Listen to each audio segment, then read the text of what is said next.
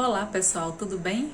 Vimos na aula passada a importância da ciência, da comunicação dos resultados de pesquisa e um breve histórico sobre o que envolve o conceito de comunicação do conhecimento científico. Na aula de hoje, nós vamos saber sobre os canais de comunicação, as fontes de informação, mostrando a articulação entre os principais agentes e fluxos do ciclo da comunicação científica. Os canais de comunicação científica cumprem um papel de veículos de disseminação e compartilhamento dos resultados de pesquisa entre os cientistas. Desde o início até o término do desenvolvimento de um projeto, os cientistas se utilizam de uma variedade de canais para comunicar o andamento da pesquisa. As comunicações e os documentos gerados são comumente publicados por meio de canais informais, semiformais, formais e superformais. Como exemplos de canais informais, podemos citar conversas ao telefone, conversas no WhatsApp. Além dos pré-prints, um exemplo de comunicação semiformal são as discussões de resultados de pesquisa no âmbito de grupos de pesquisa, ou então a disponibilização de uma versão inicial de um artigo em redes sociais científicas como o ResearchGate, ou mesmo em repositórios de pré-prints. Os canais formais são aqueles que requerem avaliação por pares. Eles são mais duradouros, alcançam um público mais amplo e são mais fáceis de recuperar a informação. Por exemplo, a gente vai ter aí os livros e os periódicos. Os canais superformais têm um tratamento mais rigoroso no que se refere ao controle e preservação, para que a gente possa recuperar a informação.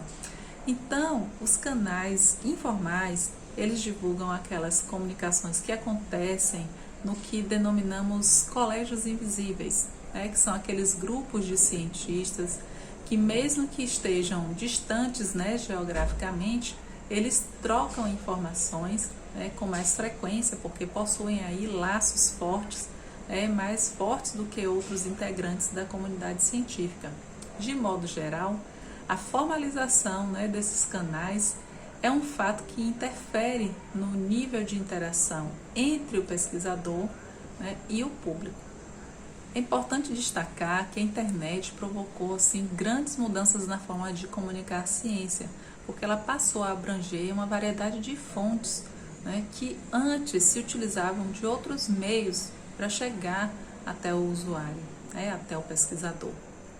Além disso, imprimiu uma agilidade mesmo muito grande, sem precedentes no fluxo da comunicação científica. Essas mudanças elas afetaram os agentes, o fluxo e o ciclo da comunicação científica. Os agentes são os próprios pesquisadores, a sociedade, as instituições, o próprio governo.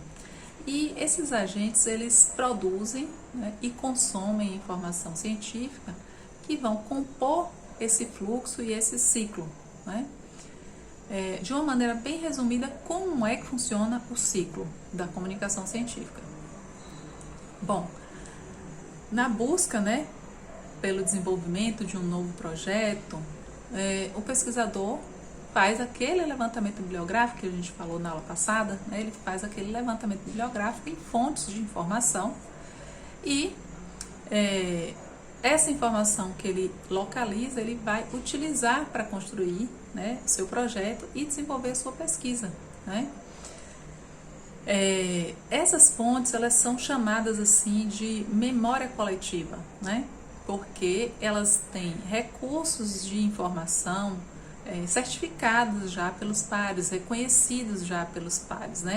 Então, depois de consultada essa memória coletiva, e depois que o pesquisador realiza a pesquisa, ele vai poder usar também e divulgar sua pesquisa para fazer parte dessa memória coletiva. Então, ele constrói um novo conhecimento a partir do que ele leu, do que ele consultou, e vai publicar isso, seja num evento, através de um trabalho nos anais de um evento, seja num periódico, seja num livro, aí dependendo do estágio em que está a pesquisa.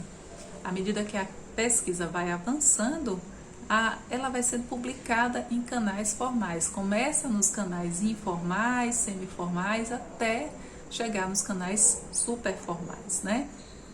Então, nesse processo, né, a pesquisa, aquela publicação, ela passa por duas avaliações, né? Primeiro, uma avaliação por pares no âmbito de um periódico, por exemplo, o editor vai avaliar, vai mandar para pareceristas, né? Esses pareceristas vão emitir uma análise, um parecer, né, sobre aquele trabalho, e depois, se for aceito, a comunidade científica como um todo vai ter acesso, né, a essa informação publicada num periódico que vai ser aí uma fonte de consulta, né?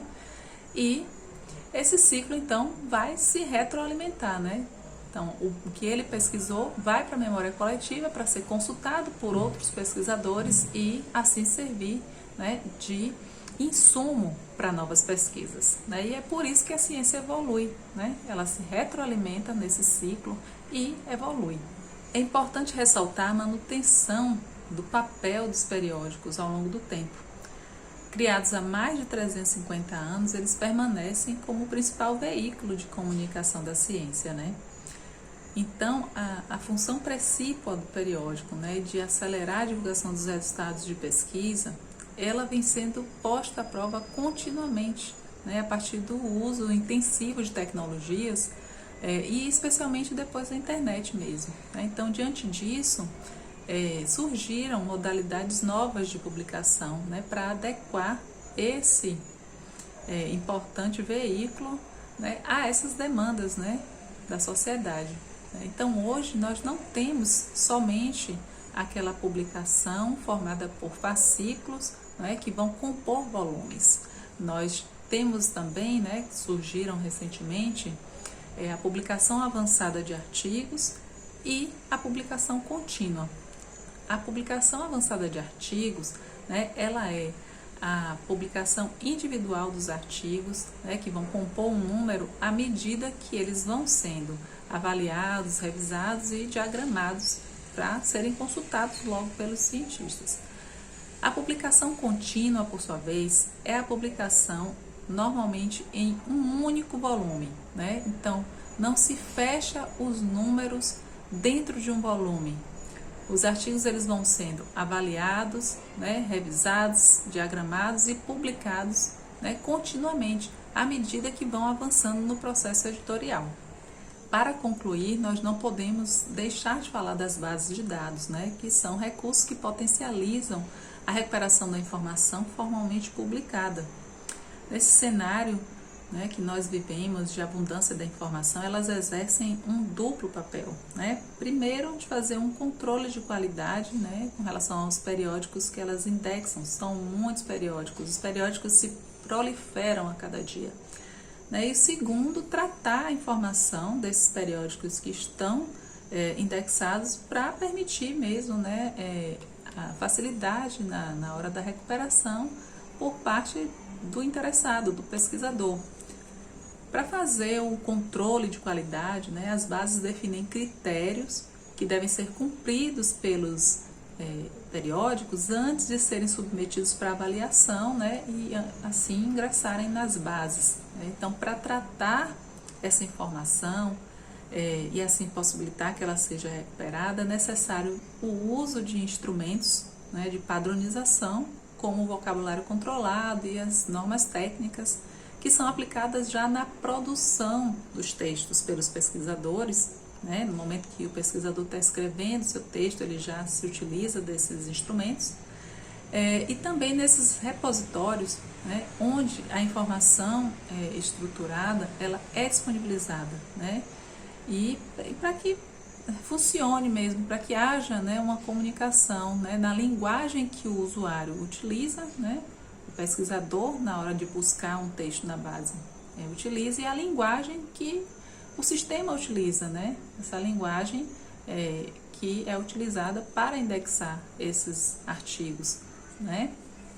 Além de possibilitar melhor a recuperação da informação, as bases elas servem também de insumo mesmo, né? Para criação de indicadores de impacto da produção científica, né?